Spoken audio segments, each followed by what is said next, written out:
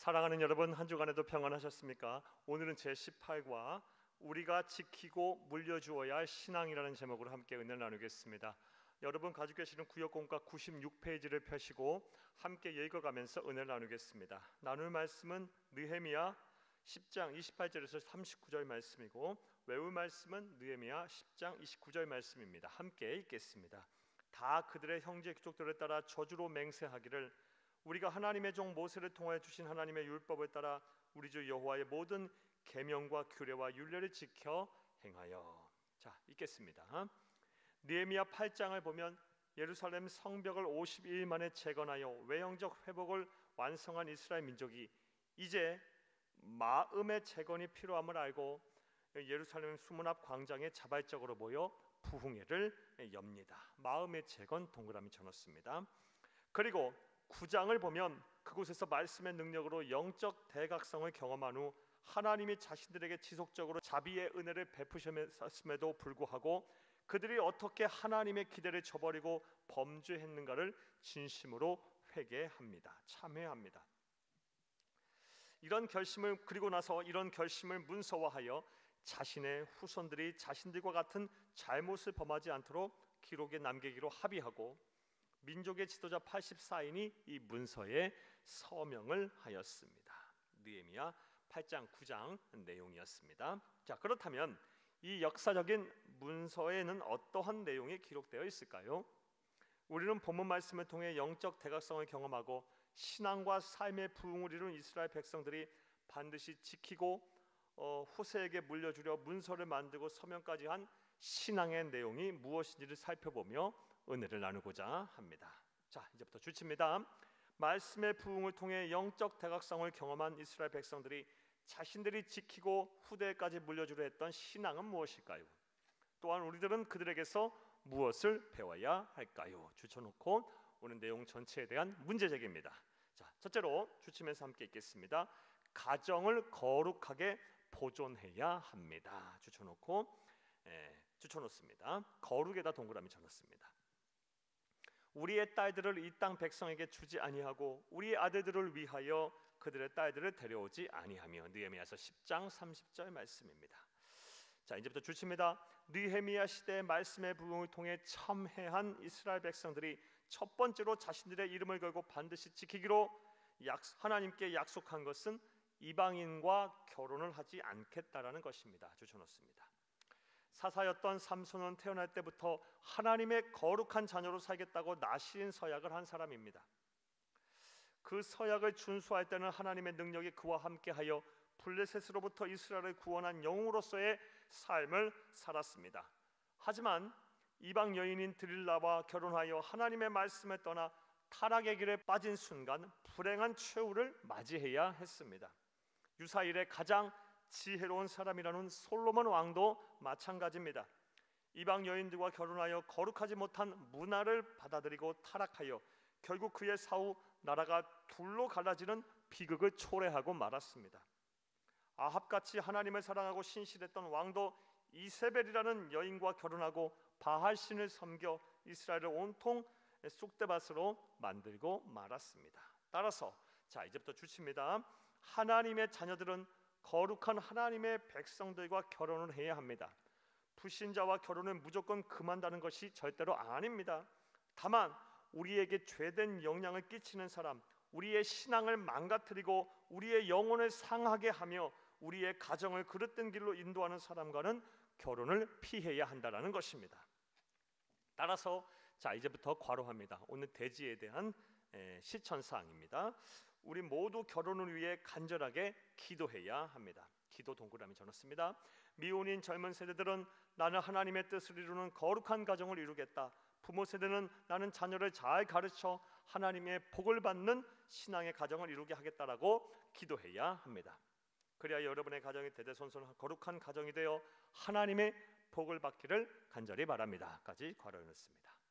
자, 첫 번째로 이 영적인 대각성 이후에 말씀을 통한 영적인 대각성 이후에 참회한 그들이 자신들이 지키고 또 후손들에게 물려주겠다고 결심한 내용이 무엇입니까? 가정을 거룩하게 보존하겠다라는 것이었습니다. 자, 둘째로 자, 주시면서 함께 읽겠습니다. 주일을 온전히 성수해야 합니다. 주일을 온전히 성수, 동그라미 쳐놓습니다. 주일 성수 한마디로 하면 그렇게 말할 수 있겠습니다. 혹시 이 땅 백성이 안식일에 물품이나 온갖 곡물을 가져다가 팔려고 할지라도 우리가 안식일이나 성일에는 그들에게서 사지 않겠고 일곱째 해마다 땅을 쉬게 하고 모든 빚을 탕감하리라 하였고, 느헤미야서 10장 31절 말씀입니다. 느헤미야 시대에 이스라엘 백성들이 자신의 이름을 걸고 서명한 두 번째 내용은 주일 성수였습니다. 주일 성수 추천놓습니다. 하나님의 말씀을 듣고 보니 영적인 침체에 빠지고 가정이 죄로 가득하며 나라와 민족이 망한 이유가 주일을 잘 지키지 못한 것에서 비롯되었음을 깨달은 것입니다. 자, 그렇다면 왜 하나님께서는 우리로 하여금 주일을 철저하게 지키라고 명령하셨을까요? 먼저 주칩니다. 우리로 하여금 쉬게 하시기 위함입니다. 주치고 1번 합니다. 창세기 2장 2절에 하나님이 안식하였다는 히브리어는 사바트로 마음의 쉼을 뜻합니다. 따라서 이를 하나님의 것으로 여기고 주의 전에 나와 하나님께 예배하시기를 바랍니다. 하나님께서 주일 성수를 명하신 또 다른 이유는 주칩니다. 하나님의 백성들이 세속 문화의 영향에서 자신들을 지키도록 하시기 위함입니다. 주치고 2번 해놓습니다. 세상이 음란하고 패역하여 죄가 많다 할지라도 주일을 성수하기 위해 노력할수록 세상을 이기는 거룩한 백성이 된다라는 것입니다. 자, 이제부터 괄호해 놓습니다. 두 번째 대지에 대한 구체적인 실천 사항입니다. 주일을 온전히 지키기 위해 노력하시기를 바랍니다. 이날만큼은 세상에서 하던 일을 멈추고 주의 몸된 교회와 세상을 향해 선한 일을 하시기를 바랍니다. 그리하면 하나님께서 여러분을 쉬게 하실 것이며 여러분을 세상으로부터 지키실 것입니다.까지 괄호해 놓습니다. 자, 두 번째, 주일 온전히 성수하겠다고 그들이 이스라엘 백성들이 영적 대각성 이후, 말씀을 통한 영적 대각성 이후 참여하고 나서 지키겠다고 또 후손들에게 가르치겠다고 결심한 내용이었습니다. 자, 세 번째로 주치면서 함께 읽겠습니다. 하나님께 진실하고 정성껏 예물을 드려야 합니다. 예물, 정성껏 예물, 동그라미 쳐놓습니다. 우리가 또 스스로 규례를 정하기를 해마다 각기 세겔의 3분의 1을 수납하여 하나님의 전을 위해 쓰게 하되, 느헤미야서 10장 32절 말씀입니다. 이스라엘 민족들은 자, 주칩니다. 말씀을 듣고 하나님께 예물 드린 것이 그동안 진실하지 못했고 정성을 다하지도 못했음을 깨닫고 통해 자복했습니다. 자, 주쳐놓습니다. 우리 또한 이러한 그들의 신앙을 본받아 먼저 우리가 하나님께 진실하고 정성껏 예물을 드려야 할 것이며 자녀들과 후손들에게도 가르쳐야 할 것입니다.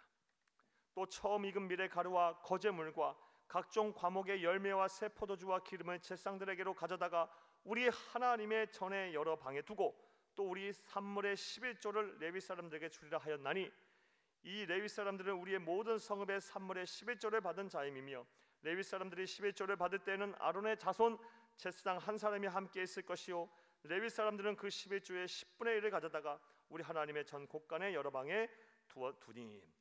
느헤미야서 10장 37절 38절 말씀입니다.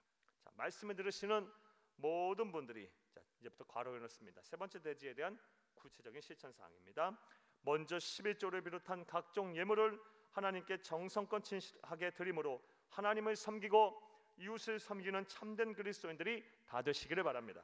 그런 후에 여러분의 자녀들과 후손들에게도 이것을 가르치고 물려주셔서 우리의 자녀들 또한 하나님께 칭찬받는 그리스도인들이 되도록 잘 가르치시고 양육하시기를 바랍니다. 사랑하는 여러분, 우리는 자녀들과 후손들에게 반드시 지키고 물려주어야 신앙에 대해 살펴보며 은혜를 나누었습니다. 자, 이제부터 괄호합니다. 오늘 내용에 대한 전체 요약입니다. 우리 집은 예수님 다시 오실 때까지 하나님만을 섬기고 예배하는 거룩한 집이 되겠으며 주일 성수를 철저하게 하여 하나님의 복을 받는 축복의 가문이 되고 나아가 하나님께 진실하고 정성껏 예물을 드려 하나님이 주시는 물질의 복을 풍성하게 받는 집안이 되겠다고 결심하시기를 바랍니다.까지 괄호해 놓습니다. 이를 위해 영적 대각성을 이룬 이스라엘 민족이 신앙을 지키고 후대까지 이어가기 위해 신앙 서약서를 만들어 서명까지 한 것처럼 여러분들도 다짐을 하고 이를 지키시기를 바랍니다. 부디 말씀을 들으시는 분들의 가정들이 하나님을 기쁘시게 하고 사람들에게 칭찬받는 존귀한 가정들이 되기를 주의 이름으로 축복합니다. 할렐루야. 말씀과의 만남 보겠습니다. 1번, 느헤미야는 예루살렘의 성벽을 재건한 다음에 무엇을 재건하였나요? 마음의 재건을 했습니다. 사랑하는 여러분, 잠언서 4장 23절 말씀에 모든 지킬 만한 것 중에 네 마음을 지키라 하나 말씀하셨습니다. 생명의 근원이 거기서 난다고 말씀하셨어요. 이 마음은 무엇으로 지킵니까? 하나님의 말씀으로 지키는 것입니다. 자, 2번 보겠습니다. 느헤미야 9장의 이스라엘 영적 대학성 이후 깨달은 바는 무엇인가요? 그리고 깨달은 바를 실천하고 어떤 노력을 하였나요?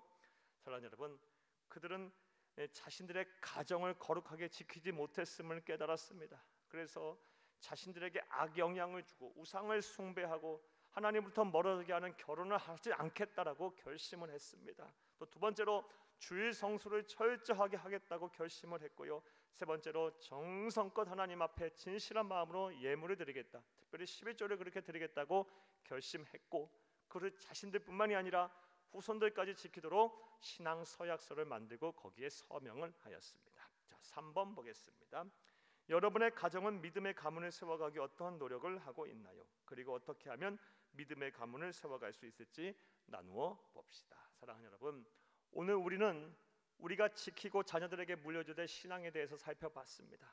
최소한의 실천 사항들입니다. 가정을 거룩하게 보존하라, 주일 성수를 해라, 정성껏 예물을 드려라, 특별히 진실하게 11조를 드려라 하는 이 실천 사항, 여러분 꼭 마음에 새기고 실천하시기를 바랍니다. 여러분뿐만 아니라 자녀들과 후손들 또한 그리할 수 있도록 잘 가르치시고 실천을 권면해 주시기를 바랍니다. 나아가서 우리의 힘만으로는 부족하니 성령 하나님께서 이 모든 것을 온전히 실천하게 하실 수 있도록 우리를 돕도록 기도하시기를 바랍니다. 그러면 하나님께서 복을 주셔서 힘을 주셔서 능히 이 모든 것들을 실천하고 남게 하실 것입니다. 이런 은혜와 실천이 저와 여러분 가운데 충만하기를 간절히 바랍니다. 감사합니다.